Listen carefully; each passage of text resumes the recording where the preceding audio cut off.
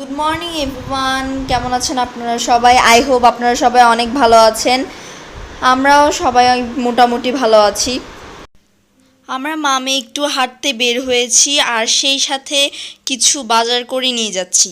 তো আমরা এখন চলে এসেছি শাকের ভ্যান গাড়ির সামনে। তো শাক এখানে মা ভাবছে যে কোন শাকটা নিবে।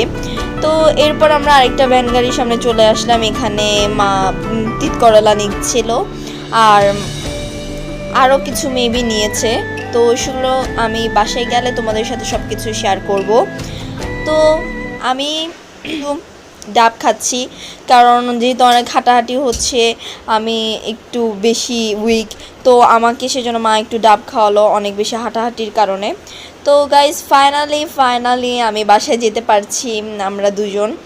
তো আমার একটু ভালো লাগছিল না কারণ আমি অনেক বেশি ঘেমে যাচ্ছিলাম, অনেক বেশি গরম ছিল বাইরে। সকালবেলা তো বাতাস ছিল বাট তখন একটু গরম ছিল। তো ওটা কাঁঠাল, এরপরে ধনের পাতা, কালো জাম, তারপর হচ্ছে যে ঢ্যাঁড়স, এরপরে নারকেল এনেছে মা একটা, আর এখানে ধান্যমরিচ, তারপরে এখানে তিত করলা, আর এখানে একটা লাউ, আর এখানে পাট শাক রয়েছে, আর এখানে 3 আটি কলমি শাক নিয়েছে আমার মা। এত শাক পাগল, এই এতগুলো শাক এনেছে। এটা চিচিঙ্গা, এরপর সজনে পাতা এনেছে, তারপরে এনেছে হচ্ছে যে ঢেঁকি শাক। তো ঢেঁকি শাক, তারপরে এনেছে টক পাতা। এই দুটো পাতা আমরা চাকমার দোকান থেকে নিয়েছি। সো এবার দেখো গাইস, তোমাদেরকে আমি একটু এক নজরে পুরো বাজারগুলো দেখিয়ে দিই। সো গাইস, বাজার সদাই গোছানো শেষ। এবার চলে এসেছি আম নিয়ে। এই আমগুলো আমাদের দাদু দিয়েছে। সো আমি দাদুকে অনেক অনেক থ্যাঙ্কস জানাচ্ছি।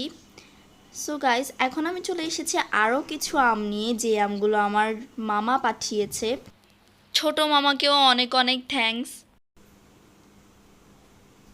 আর গাইস দেখো, এখানে কিন্তু অনেক বেশি পেপার দেওয়া মানে এই হচ্ছে যে নিচে একটু আম, এরপরে উপরে পেপার দেওয়া, আবার কিছু আম, এরপরে পেপার দেওয়া, এগুলো মানে অনেক পেপার দেওয়া। তো আমার এই কারণেই খুলতে একটু সময় লাগছিল।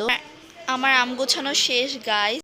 সো গাইজ, আমার আজকের এই ব্লগটি এই পর্যন্তই। ভিডিওটি ভালো লাগলে like, comment, share and subscribe করে পাশেই থাকবেন।